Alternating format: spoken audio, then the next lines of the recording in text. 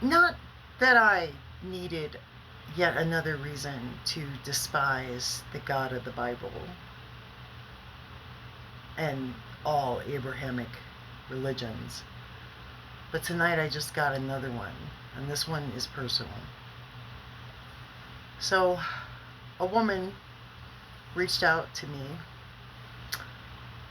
She's the daughter of a woman whom I loved like a sister.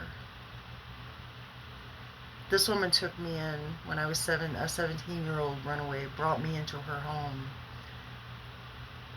and basically hired me to be her nanny for her children and to help her.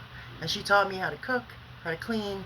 She was lived very much like a Little House on the Prairie prepper.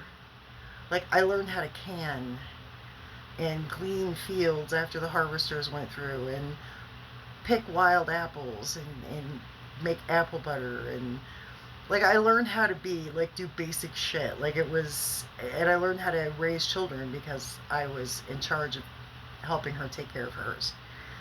And she was a very, very, very devout Christian her entire life. We went to church, we did Bible study. She always praised the Lord, and she had a hard life. Her husband cheated on her with a crackhead, and just horrible things this woman went through. And yet, she always kept her faith in God. She always gave God the glory for all blessings and refused to hold God accountable for his mistakes, because in her mind, God doesn't make mistakes. And her life never got any better. Like, I got married twice, moved away, raised my family, lived in Virginia. Her and I always stayed in contact, though. So we kind of drifted apart, but her life just never got any easier. It was always one hardship after another while she was praising God for scraps, for crumbs.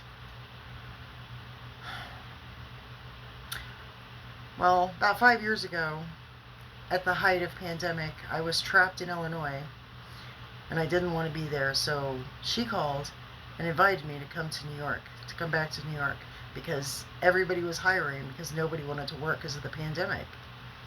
So I went to New York at the height of the pandemic in 2020, in July of 2020, just to go to work. And her and I got a place together. It was this little tiny, tiny studio. It wasn't hardly big enough for one person, let alone two. But somehow we made it work. But she found out that I was just beginning my witchcraft journey, and she found my tarot cards, and she lost her shit on me, and she was horrible to me. From that moment on, she was an absolute cunt to me. Just to the point where I went off on her and she had to move out because I'm the one that had the job. I was even paying rent. I was even covering her.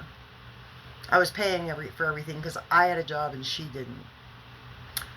So we had a huge falling out, and she had to move out, and we never spoke again. And I just found out that she died last July from cancer.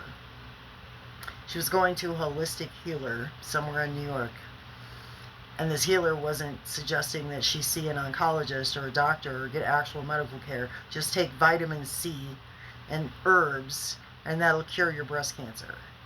Well, by the time she got to the hospital, it was already too late. And her daughter relayed the story of this woman's last hours of life. Beyond horrific. That anybody would die like that, and that their own children would have to witness it. The hospital, sounds like the hospital is at fault. Definitely that fucking holistic healer she was seeing was at fault. But more importantly, the God this woman worshipped is at fault. Because she trusted and had faith in her God, the God of billions. And her life was never made better for it. Ever since I started doing witchcraft, my life has gotten better. My mental health has gotten better. Everything in my life has improved since doing witchcraft. My life was never good as a Christian. When I was a Christian, no. No, I suffered so much. And I was taught that that was God's will. Well, fuck that God. Fuck that God. So yeah, this time, this seems like a message that I am right in this stance against the God of the Bible. That I am now officially an enemy of that fucking piece of shit, that lying fraud. So just so you know.